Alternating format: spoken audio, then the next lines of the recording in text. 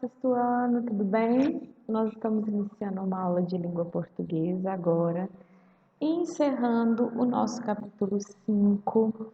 Nós estamos falando agora sobre o grau do adjetivo, tá lá na página 36. Nesta semana, os colegas da aula presencial aprenderam que um adjetivo ele pode variar em grau para comparar, né? Nós já tínhamos estudado um pouquinho disso, né? Nós vimos que dentro do sintagma, o adjetivo ele pode variar em gênero e número para concordar com o substantivo, né? Então, se o substantivo está no feminino, o adjetivo vai para o feminino. Se o substantivo está no masculino, o adjetivo vai para o masculino. Por exemplo, robô bonito, né? Menina linda, ok? E se estiver no plural ou no singular, da mesma forma, robôs caros, meninas lindas, inteligentes, certo? Então, sempre vai variar para concordar. Agora, a gente vai ver que o adjetivo ele pode variar em grau também. Esse grau é o aumentativo ou diminutivo, seja robô grandão ou pequenininho, né? Aumentativo e diminutivo, ou de comparação também. Então a gente vê que existem duas formas da gente comparar, tá? Se eu falo assim, robô tão caro, esse tipo de comparação a gente chama de superlativo, tá? E é um superlativo analítico. Por que ele é analítico? Porque ele precisa de uma palavrinha que a gente chama de intensificador para formar essa frase. Então, se eu falo, estou tão cansada é o adjetivo, né? Mas tão é um intensificador. Isso faz com que seja um superlativo analítico. Mas nós também temos uma outra forma de falar. Estou tão cansada. Nós podemos falar estou cansadíssima, não é verdade? Esse íssima está intensificando, está aumentando a forma como eu estou me sentindo, né? Está aumentando a qualidade, o adjetivo. E aí é uma outra forma de superlativo, é o superlativo sintético, ok? Então nós temos dois tipos de superlativo. O superlativo analítico, quando você usa um intensificador, que pode ser tão, tanto, muito, quão, extremamente, ok? Então, robô muito caro, robô extremamente caro, ok? Bastante caro. São intensificadores. Superlativo analítico ou superlativo sintético. Caríssimo, cansadíssimo, ok? Também podemos ter comparações de superioridade, quando eu falo que alguém ou algo é mais do que o outro. Por exemplo, eu sou mais organizada que o meu irmão, mais organizada que o meu irmão. Eu fiz uma comparação e o que faz com que seja de superioridade é o uso da palavra mais, né? Ao contrário, eu posso ter de inferioridade e não vou usar a palavra mais, vou usar a palavra menos. O meu irmão é menos organizado do que eu, ok? É um comparativo de inferioridade. Ele é menos organizado que eu. E aí, a palavrinha que a gente usa é o menos. Mas nós também temos o comparativo de igualdade, quando as duas coisas ou as duas pessoas estão no mesmo nível. Por exemplo, um robô é tão caro quanto um carro, né? Então, olha só, o que eu estou dizendo? Que o preço de um robô e o preço de um carro são iguais, estão no mesmo nível. Isso significa que eu vou usar a expressão tão e quanto, ou tanto quanto, ok? Que indicam igualdade. Então, nós temos três tipos de comparativo: superioridade, mais que, inferioridade, menos que, e igualdade, tão, quão, tanto quanto, ok? É isso que a gente vê aí nas páginas 36 e 37 do nosso livro didático. Então, vocês podem fazer os exercícios, também a página 38, tá? Vai falar sobre isso. Já na página 39, nós vemos um pouquinho de concordância nominal, que também vai falar dos adjetivos, ok? E aí tem algumas regrinhas que a gente precisa ficar atento. Por exemplo, quando nós temos mais de um substantivo na frase, nós precisamos cuidar, porque em língua portuguesa, os substantivos, ainda que seja um masculino e um feminino, quando a gente coloca eles juntos na mesma frase, o adjetivo sempre vai para o masculino, ok? Ainda que tenha um feminino no meio. Então, se eu vou falar assim, na sala temos meninos e meninas corajosos, ok?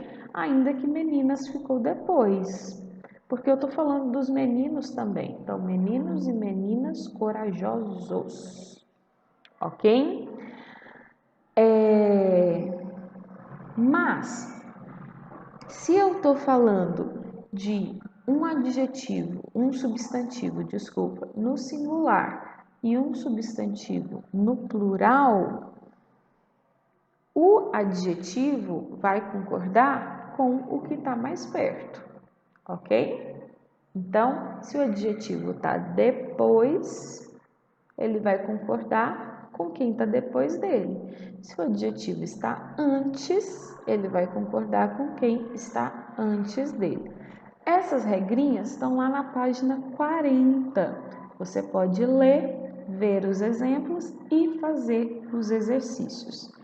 Também tem exercício sobre o uso das aspas, que a gente viu bastante na notícia sobre os robôs.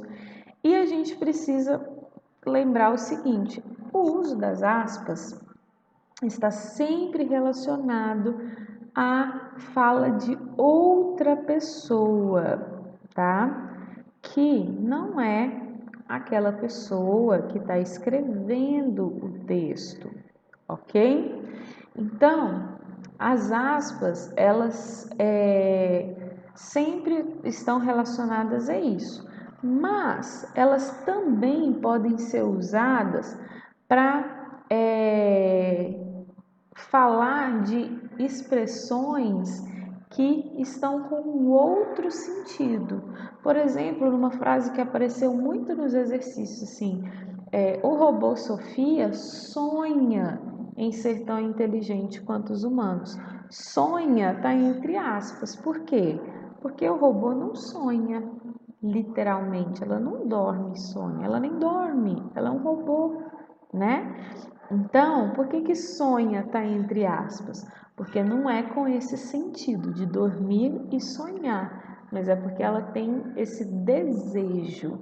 Então, a gente também usa aspas quando uma palavra está colocada ali, mas ela tem um outro sentido que não é aquele real dela, ok? Então, tem exercício aí nas páginas 40 e 41 para fazer, também a página 42, ok?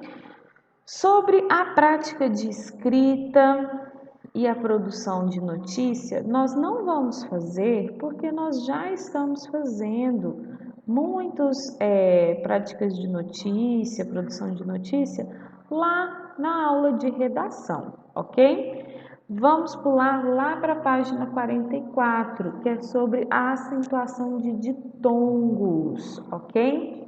Ditongo é um encontro de duas vogais, tudo bem? E aí nós vemos que os ditongos abertos, que são el, ei e oi, eles têm uma regra especial de acentuação. Por que são abertos? Porque o som deles é diferente, tá? A nossa boca é feita mais aberta. Por exemplo, na palavra ideia, ideia, olha como que o E é aberto, ideia, né? É diferente de escola, o E de escola. Olha como que é diferente o E na boca, né? Ou então chapéu, olha como que esse E é aberto também. Ou então, deixa eu pensar numa palavra com oi, não estou lembrando agora, mas é essa a regrinha. Então, olha só, lá na página 44, bem lá no finalzinho dela, diz assim: os ditongos abertos el, ei e oi são acentuados quando estiverem em sílaba tônica, a não ser que a palavra seja paroxítona. Essa regra de acentuação passou a vigorar a partir de 2009 com o novo acordo ortográfico. Pesquise palavras com ditongo aberto e preencha o quadro abaixo. Então, olha só, nós temos palavras na língua portuguesa que são acentuadas e não são acentuadas quando são terminadas nesses ditongos, tá? Por exemplo, chapéu. Chapéu é uma palavra oxítona, né? E que é acentuada. Chapéu. E é um ditongo, ficam juntas essas palavrinhas, essas duas letrinhas. Já ideia não é acentuada. Por quê? Porque ideia é uma paroxítona. Como que a gente divide a palavra ideia? Ideia, tá? Então, o E e o I ficam juntos, mas o A fica separado. Então, não é acentuada a palavra ideia, mas existem outras que são, tá? Por exemplo, destrói. Destrói vem do verbo destruir e também é acentuada. Então, vocês vão pesquisar palavrinhas monossílabas tônicas, oxítonas e paroxítonas para preencher esse quadro. Além disso, vão fazer a hora do estudo, que está lá nas páginas 49 e 50, tá? Do livro didático, já fazendo uma revisãozinha para a nossa prova bimestral desse conteúdo que nós estudamos, combinado? Tem cronograma novo, tá? Essa semana teve cronograma novo. Todas as atividades para vocês fazerem estão lá no cronograma, combinado? Bons estudos e até a próxima aula de português.